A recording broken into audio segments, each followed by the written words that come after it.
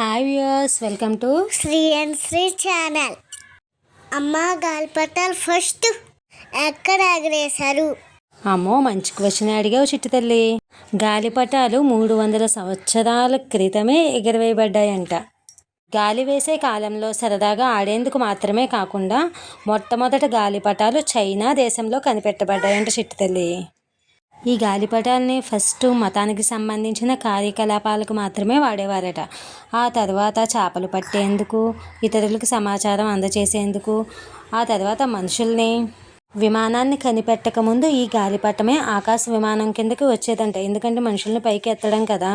1904 సంవత్సరంలో బ్రిటిష్ దళాలు ఈ గాలిపటాన్ని యుద్ధ భూముల్ని బాగా చూసేందుకు, శత్రు సైన్యాలు ఎక్కడ ఏం చేస్తున్నాయో తెలుసుకునేందుకు వాడేవారంట. ఇప్పటికీ ఈ గాలిపటాన్ని రేడియో సామాగ్రి, సముద్రంలో మునిగిపోయిన నౌకల్లోంచి రక్షించేందుకు, రక్షక పడవల నుండి వాడుతున్నారు.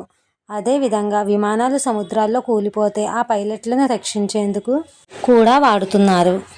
సో వ్యూయర్స్, గాలిపటం గురించి విన్నారు కదా.